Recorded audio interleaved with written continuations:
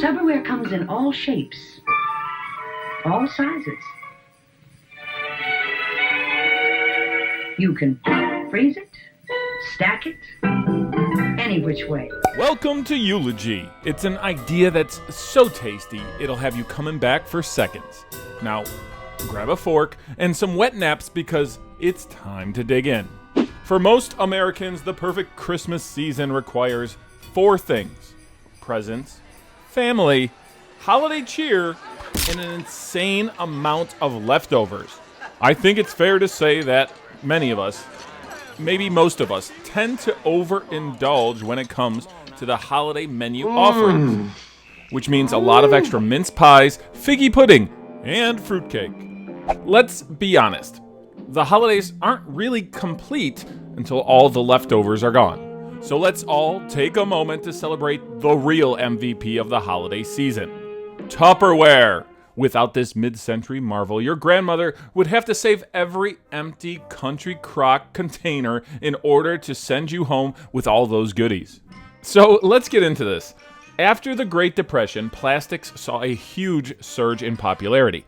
The relatively new material was seen as futuristic, almost utopian. It was inexpensive, safe, sanitary, and lasted a really long time.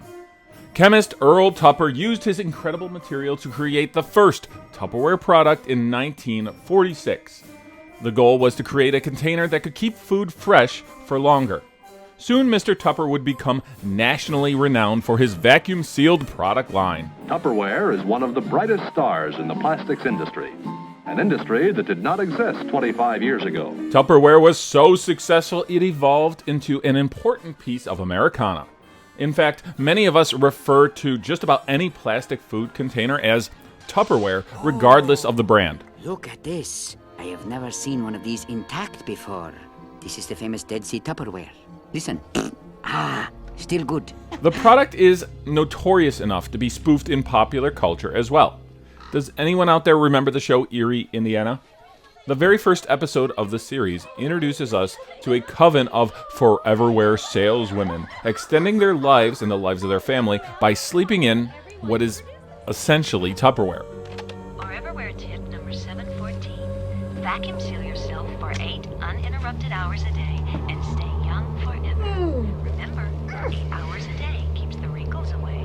Remember, 8 hours a day keeps the wrinkles away. Remember, 8 hours a day. Much of Tupperware's success can be traced back to Miss Brownie Wise. This sales representative helped to popularize the Tupperware Party, a direct marketing strategy that allowed women in the 1950s to earn some extra income in a fun setting, while selling a popular product they already adored. Ladies, I think it's time to get those order forms out, and when that is done, I will announce the winner of the silliest Tupperware hat. The girls get together and meet their old friends and make some new ones. Then there's a demonstration by one of the Tupperware dealers who lives in your community. Hear that? That's Tupperware's airtight promise to lock in flavor and lock out air. As the demand for Tupperware increased, the need for a larger production also grew. In 1951, the company's headquarters moved to Kissimmee, Florida. The campus was visually incredible, a wonderful example of 50s architecture. My favorite part was the water feature in the fountain just outside the entrance. It reminds me of a star on a 70-foot tall Christmas tree. Check out this really cool fountain. Not going right now, but I think it looks awesome. Very retro. It's a throwback. It looks awesome. I like it. This fountain is a replica of the famous King's Cross Fountain in Sydney, Australia, and was presented to international headquarters here in Florida by Tupperware Australia. It contains water from over 30 different countries where our products are sold, symbolizing Tupperware's spirit of cooperation and fellowship. We call it our Friendship Fountain. Now, salespersons from across the globe could visit their campus in order to attend training or the company's annual Tupperware Jubilee, which served as both a sales convention and celebration. Visitors were welcome at Tupperware headquarters as well. For several decades, you could visit the Tupperware Museum in order to better experience the company's history. Today, well, I guess you'll have to settle for watching this video. Visitors are sometimes surprised to learn that Tupperware products are not manufactured here in Florida, but in 4 locations in the United States and in 13 countries around the world. So visitors to our international headquarters may see how our products are manufactured. Here in this exhibit area, we begin our tour by viewing this 3-dimensional photographic essay, which we use to describe the interesting and exacting processes. The success of Tupperware meant they'd expand their product line as well. Certainly the Tupperware Jell-O mold became an essential part of any holiday gathering. Also, how many people remember this incredible Tupperware plate and mug set? Whenever these guys were brought out, you knew the holiday season had officially begun. Tiny treasures. Tell us a little bit about it, Marcy. So tiny treasures are a miniature version of some of your favorite Tupperware items. Check out all of the options. Yeah, they're just really great. All the details, all the colors. People forget that Tupperware made toys as well. The original Tupperware Shape-O toy was released in 1969 and entertained children for more than 50 years. It was also a wonderful holiday gift and a great way to help toddlers learn their shapes. There was also Tupperware's Noah's Ark, which became synonymous with bath time and is probably my favorite item on the company's catalog. Not only did this item provide hours of entertainment, it could also be used as a makeshift Tupperware food container if you were desperate, I guess. Now, if you come from a family obsessed with Christmas cookies, Tupperware was essential for housing the different varieties of treats available.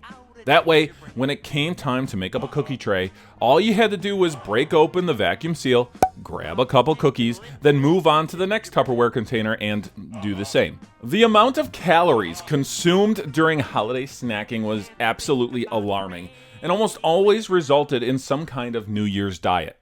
Time to get up off that couch and burn some of that extra holiday weight. Hello everybody, welcome and welcome back. I am Cris the Girl. Happy New Year to everybody out there. I am here to sadly bid farewell to one of America's most iconic and favorite fitness gurus of all time, the incomparable Richard Simmons. Hey! Where's your energy? Black Friday's coming up. Do you know all the people are gonna be in here? You have to have energy in here. As aerobic exercise became popularized during the 80s, Richard's passion for fitness gained him lots of notoriety. First on television, then in a series of exercise videos known as Sweatin' to the Oldies. His ability to connect with his audience had a lot to do with his empathy and understanding for everyone on their weight loss journey.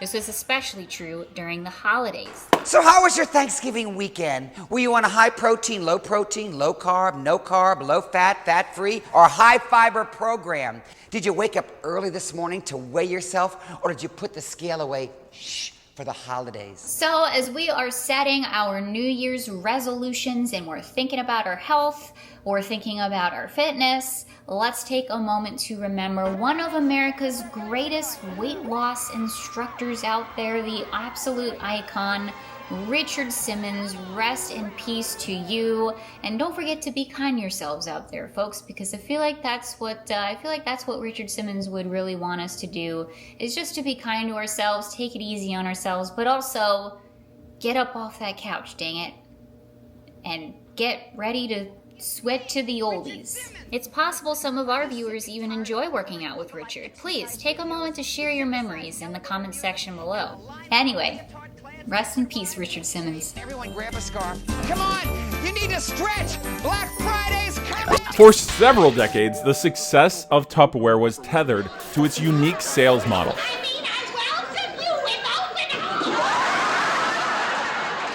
So as online shopping became more and more popular, it had a negative effect on the Tupperware party. People just weren't interested anymore. Competing brands quickly took advantage of online sales, and that definitely had an impact on Tupperware's bottom line. The stock value continued to drop during the 21st century. Tupperware closed many of their markets around the globe and announced they were filing Chapter 11 bankruptcy in 2024. In December of 2024, the Tupperware headquarters closed their doors after 73 years in Central Florida. However, since Tupperware is made of plastic, the Kissimmee Monument will be survived by all the incredible products in the homes of consumers across the globe. So next time you're enjoying some delicious leftovers out of one of those vacuum-sealed containers, why not take a moment to appreciate the impact of Tupperware? And now that our video has come to a close, please leave us a like so our Christmas tree glows. Subscribe is a button you should also click to be on the good side of Jolly St. Nick. May your season be festive, merry and bright. Merry Christmas to all, and to all, a good night. Now before you go, let's all thank our friend Cris the Girl for her holiday SnowBituary for Richard Simmons. Please head over to her YouTube channel and wish her a Happy New Year.